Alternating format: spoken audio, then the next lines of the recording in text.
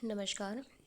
आज जो हम टॉपिक करने वाले हैं वो है वैदिक कालीन जनप्रिय संस्थाएं कौन कौन सी थी, या फिर क्या राज्यसभा और समिति वैदिक कालीन प्रातिनिधिक संस्थाएं थी, या फिर सभा के व समिति के कार्य और शक्तियां क्या थे, और साथ ही सभा व समिति की वर्तमान राजनीतिक संस्थाओं से तुलना कैसे की जाए।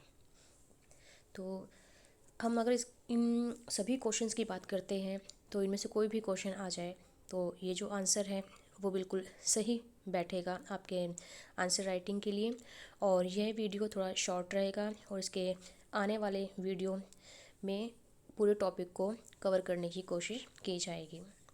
तो हम बात करें वैदिक साहित्य की, तो वैदिक साहित्य में सभा और समिति को क्या कहा गया है वो हम डिस्कस करेंगे। लेकिन उससे पहले वैदिक काल को समझ लेना चाहिए कि वैदिक साहित्य में सभा और समिति तो बता दिया गया है, लेकिन वैदिक साहित्य था किस समय में। तो हम वैदिक साहित्य की, वैदिक काल की अगर हम बात करें तो इसको दो टाइम में विभाजित किया जाता है। जैसे कि वैदिक काल को ऋग्वैदिक काल या फिर पूर्व वैदिक काल कहा जाता है, और यह दो भागों में है। तो पहला हो गया आपका पूर्व वैदिक काल और दूसरा हो गया उत्तर वैदिक काल।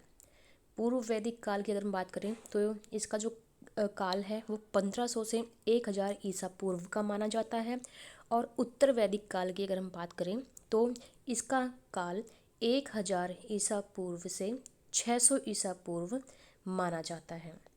तो इसी के साथ ही उस टाइम पीरियड की हम बात कर रहे हैं कि उस टाइम पीरियड में मतलब कि वैदिक काल में सभा को क्या कहा जाता था, एक ग्राम संस्था के रूप में इसको लिया जाता था, और समिति को एक राजनीतिक संस्था माना जाता था।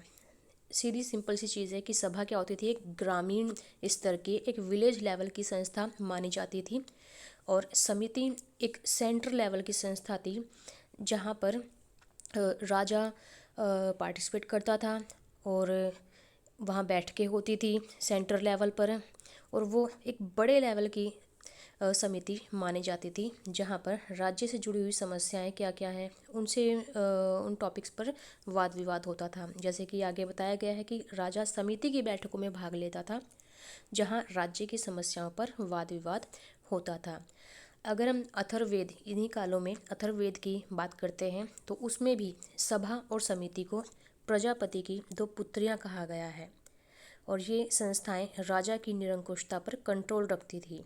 मतलब कि उस समय भी हमें ये ज्ञात होता है कि जैसे कि आज की डेट से अगर हम कंपैरिजन करके देखते हैं तो आज की डेट में लोकसभा है, राज्यसभा है, और लोकसभा और राज्यसभा में जो हमारे रिप्रेजेंटेटिव्स बैठे हुए हैं वो कहीं ना कहीं जो हमारे मिनिस्टर्स हैं वो मिनिस्टर्स हमारे प्रति जवाबदेह होते हैं, और हमारा वोट बैंक ही डिसाइड करता है कि हम अपनी सरकार में किसको देखना चाहते हैं, हम हमारे ऊपर किसको रूल करना देखना चाहते हैं, जिससे कि वो कहीं ना कहीं बंधे होते हैं जनता से, और जनता जब चाहे उनको बना सकती है और जब चाहे वो मिटा सकती है।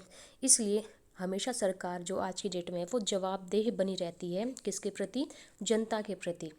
इसलिए उसको हमेशा भय बना रहता है कि अगर उसने कोई भी ऐसा काम किया जिससे कि उसका स्वार्थ सिर्फ नज़र आता है उस कार्य में, तो वो जनता का समर्थन जुटाने में नाकामयाब हो जाएगा और वो कभी भी सरकार अपनी नहीं बना पाएगा। इस प्रकार से लोकतंत्र शासन प्रणाली में आज की डेट में जनता का शासन माना जाता है और जनता के लिए ही माना जाता है। इसी तरीके से अगर इसके हम कंपैरिजन उस समय पर करते हैं तो ये जो लाइन अथर्ववेद में बता रही है कि ये संस्थाएं राजा की निरंकुशता पर कंट्रोल रखती थी, तो वहाँ पर भी हमें समझ में आती है कि किस तरह से इन संस्थाओं के पास क्या अथॉरिटी थी, और राजा को पूरा निरंकुश शासक ना मानते हुए उस पर एक अंकुश रखने वाली संस्थाएं बताई गई हैं कि किस तरह से ये जो संस्थाएं हैं राजा पर अंकुश रखती थी, मीन्स कंट्रोल रखती थी। इसी के साथ ही अगर हम इसके समय और काल के अनुसार देखें तो इनके अर्थ थोड़े से भिन्न हो सकते हैं, उनमें थोड़ा थोड़ा परिवर्तन संभव हो सकता है। कैसे, आप रहते इंडिया में हैं लेकिन इंडिया में आप हर 10 किलोमीटर पे जैसे ही आगे निकलेंगे तो आपको वहाँ का हवा पानी, उनकी बोली भाषा थोड़ी चेंज हो जाती है, लेकिन रहते तो आप भारत में ही हैं। तो इसी प्रकार से सभा तो सभा रही रहती है, समिति समिति रहती है, लेकिन कहीं कुछ दूरी पर जाके उनका थोड़ा सा अर्थ बदल जाता है। ठीक उस प्रकार से जैसे कि कुछ समय काल आगे जैसे बढ़ता है और आगे नई नई ग्रंथों का, नए नए विचारों का जैसे उद्भव होता है और नए नए कुछ संशोधन होते हैं, तो उसी प्रकार से उनमें भी थोड़ा सा परिवर्तन संभव हो ही जाता है।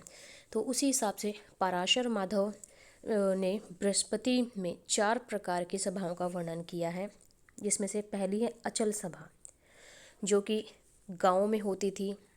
दूसरी है चल सभा, जिसमें कि विद्वान व्यक्तियों की सभा होती थी जो भ्रमण करती रहती थी।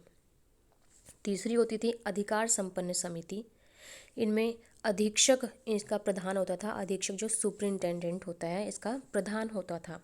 और चौथी जो सभा होती थी वो थी आज्ञा अनुसार सभा, और इस सभा में राजा इसका प्रधान होता था।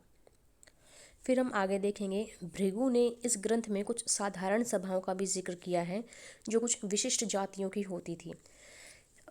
इसकी इस बात से हम ये अंदाज़ा लगा सकते हैं कि किस प्रकार से वहाँ पर कोई भी भेदभाव उस तरीके का नहीं किया जाता था कि किसी को सभा में भाग लेने की इजाज़त है, किसी को नहीं है। इससे पता चलता है कि हाँ, सभाएं होती थी, कुछ लोगों की अलग होती थी, कुछ लोगों की अलग होती थी। थोड़ा जो अमीर लोग थे उनकी थोड़ी अलग होती रही होगी, और जो गरीब लोग थे उनकी थोड़ी अलग होती रही होगी। तो इस तरह से ये बताने की कोशिश की जा रही है कि सभाएं तो होती थी, लेकिन ये है कि कुछ थोड़े से अलग अलग लेवल पर इन सभाओं का शायद आयोजन किया जाता रहा होगा उस समय पर। आगे हम चरक की बात करते हैं, तो चरक ने भी 2 प्रकार की सभाओं का उल्लेख किया है, जिनमें पहली जो सभा होती थी वह विद्वान व्यक्तियों की सभा होती थी, और जो दूसरी सभा होती थी वो सामान्य जन की सभा होती थी। इस तरह से हम अंदाज़ा लगा सकते हैं कि किस तरह से जो सभाएं होती थी वो कुछ विद्वान लोग बैठ के करते होते थे, वो थोड़े छोटे लेवल पर रही होंगी, लेकिन सामान्य जन की जो सभा होती थी उनका जो सेंटर पॉइंट होता था वो एक राजनीतिक संस्था के रूप में राजा ही होता था। आगे हम शेंदे की अगर डेफिनेशन को देखते हैं, तो शेंदे ने भी कहा है कि अथर्ववेद में सभा के स्थान पर संसद शब्द का प्रयोग किया गया है और उनके सदस्यों को सभासद कहा गया है। आगे हम इसी के साथ ही देखेंगे कि वैदिक काल के बारे में थोड़ा सा ज्ञान, क्योंकि इनमें सभाओं का जहाँ पर भी जिक्र होता है तो वैदिक काल से जुड़ी हुई सभाओं का बहुत ज़्यादा इम्पोर्टेंस या महत्व सामने आता है। तो वैदिक काल प्राचीन भारतीय संस्कृति का ही एक कालखंड माना जाता है, और उसी दौरान वेदों की रचना हुई थी। साथ ही कहा जाता है कि हड़प्पा संस्कृति के पतन के बाद भारत में एक नई सभ्यता का उद्भव हुआ। इसी सभ्यता की जानकारी से मिले स्रोत, जिन्हों की वेद बोलते हैं, उन्हीं वेदों के आधार पर ही इस सभ्यता को वैदिक सभ्यता का नाम दिया गया।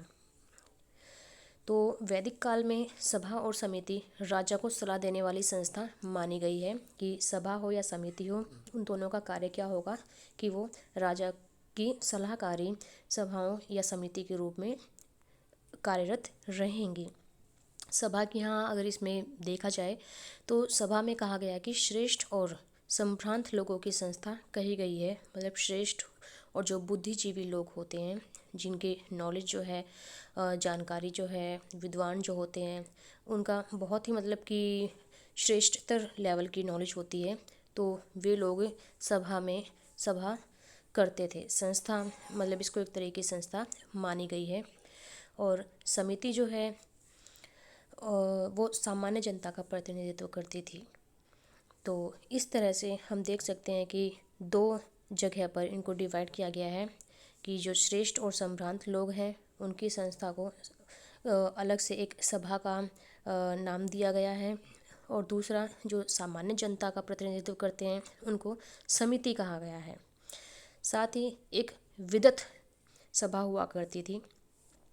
इसमें क्या होता था कि ये पहले से ही चली आ रही एक संस्था मानी गई थी।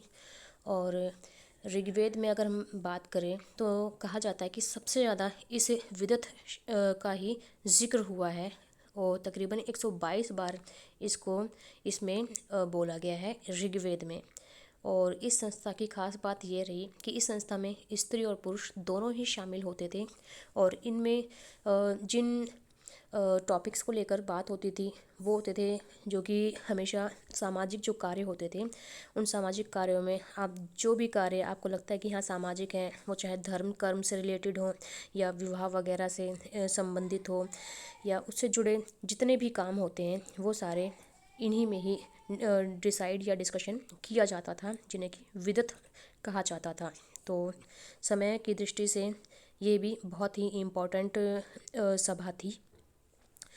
आगे हम बात करते हैं तो ये सभा की उत्पत्ति मानी जाती है कि ऋग्वेद के अंतिम कालखंड में हुई थी और उसी समय जब अथर्ववेद में सभा को नरिष्ठा के नाम से भी संबोधित किया गया है और जिसे इस श्लोक के माध्यम से समझा जा सकता है कि अथर्ववेद में एक श्लोक था, उस श्लोक में सभा को लेकर नरिष्ठा के नाम से किस तरह से संबोधित किया गया है उस चीज़ को हम समझने की कोशिश करेंगे। विद्य ते सभे नाम नरिष्ठा नाम वा असि ये ते के च सभासदस्ते में संतु सवाचासः। इस श्लोक का अर्थ है कि किस तरह से मतलब कि ये एक सभा को मतलब कि बता रही है, उसको संबोधित कर रही हैं, उसको बताने की मतलब कोशिश कर रही है कि हाँ हम यहाँ पर प्रेजेंट हैं, एग्जिस्ट करते हैं और एग्जिस्ट कर रहे हैं और ऐसे ही नहीं कि बेवजह है। यहाँ पर इस सभा में जो भी भाग लेने वाला जो भी इंसान होगा वो आपस में सामंजस्य स्थापित करके, आपस में सलाह मशवरा करके ही कोई डिसीज़न करता है या वार्तालाप करता है। और इसकी खास बात एक ये थी कि इसमें असामंजस्य शब्द को कोई जगह नहीं दी गई। इस श्लोक में असामंजस्य शब्द को कोई भी जगह नहीं दी गई। इसमें ये सीधा सीधा कहा गया कि ओ सभा, हम तुझसे परिचित हैं, तेरा नाम नरिष्ठा है और ये जो सभी लोग यहाँ उपस्थित हैं इस सभा में हमसे सामंजस्य बनाकर वार्तालाप करें। तो इससे हमें साफ साफ ये पता चलता है कि इस सभा को एक नरिष्ठा नाम दिया गया और यहाँ पर जो भी लोग प्रेजेंट रहते थे वो ये कहते थे कि हाँ हम ये अच्छे से जानते हैं कि हम कहाँ हैं, किस उद्देश्य से हैं और जिस भी उद्देश्य से हैं उस उद्देश्य को पूरा करने के लिए हम आपसी सामंजस्य, आपसी सलाह मशवरा से, आपसी सहमति से ही कार्य करेंगे जो भी करेंगे। इसी के बारे में केपी जायसवाल भी ये लिखते हैं कि सभा संभवतः कुछ खास लोगों का एक स्थायी सदन था जो समिति के नियंत्रण में था।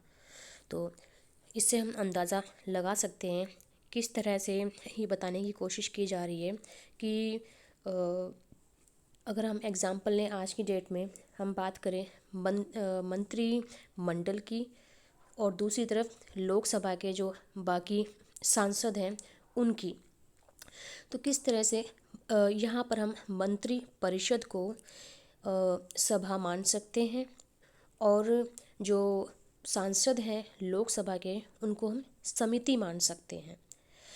जैसे कि आज की डेट में जितने भी मंत्री मंडल हैं या मंत्री परिषद हैं उनको जो भी कार्यभार या जो भी मिनिस्ट्री सौंपी जाती है, तो जो हमारा बजट पास होता है उनके पास जितना भी पैसा हमारा जाता है वो पैसा कहाँ लगा रहे हैं, क्या काम कर रहे हैं, किस तरह से काम कर रहे हैं, वो जवाबदेह होते हैं बाकी लोकसभा के सांसदों के सामने।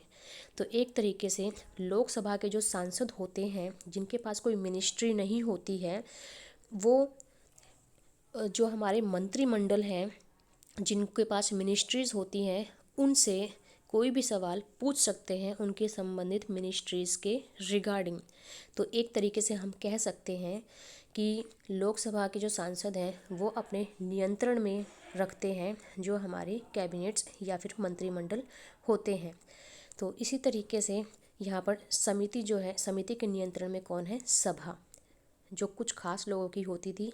और समिति को हमने बताया यहाँ पर जो बाकी जो लोकसभा के सांसद हैं वे समिति के रूप में यहाँ पर थे और जो सभा है जो कुछ खास लोगों की थी वो यहाँ पर, ये जो सभा है ये इसको हम आज की डेट में अपने कैबिनेट से कंपैरिजन कर सकते हैं और समिति को आज की डेट में हम अपने जो लोकसभा के जो सांसद हैं उनसे कंपैरिजन कर सकते हैं।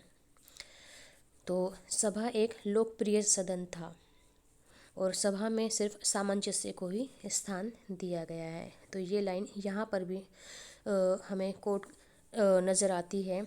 यहाँ पर भी सामंजस्य और यहाँ पर भी सामंजस्य की बात की गई है। तो इसका मतलब सीधा सीधा साफ मतलब ये निकल कर आता है कि किस तरह से सिर्फ और सिर्फ सामंजस्य बनाकर चलने की बात की गई है। फिर आगे हम बात करते हैं ऋग्वेद की संहिता। इसका एक कोड होता था। तो ऋग्वेद की संहिता में सभा के सदस्यों के लिए एक स्पेशल वर्ड रखा गया था जिसे कि हम सुजाता बोलते हैं। और सुजाता शब्द का प्रयोग ये लगाया गया है उस समय कि जिसका अर्थ होता था कि अच्छे वंश वाले। तो इससे साफ साफ पता चलता है कि सभा के सदस्य हर जगह यही बताए जा रहे हैं कि उनका स्तर जो था, उनका जो लेवल था वो काफ़ी अच्छा होता था। वो विद्वान होते थे, अच्छे कुल से होते थे, अच्छे वंश से होते थे और बुद्धिजीवी होते थे। और आगे हम इसके बात करें तो महाभारत के सभा पर्व में भी कुरु राज्य की सभा का उल्लेख किया गया है, जिसके अनुसार सभा में ब्राह्मण क्षत्रिय वर्ण के व्यक्तियों की प्रधानता थी। इसमें भी हमें साफ साफ ये नज़र आ रहा है कि किस तरह से सभा में ब्राह्मण क्षत्रिय वर्ग के लोगों को और जो बुद्धिजीवी लोग हैं उनके लिए किस तरह से इसमें प्रधानता दिखाई जा रही है कि उनका क्या वर्चस्व था और वही सभा के सदस्य हुआ करते थे। इसी के साथ ही हमारी अगली वीडियो में हम सभा को और थोड़ा डिस्कस करते हुए समिति पर आएंगे और इसकी कंपैरिजन करके बताएंगे। धन्यवाद।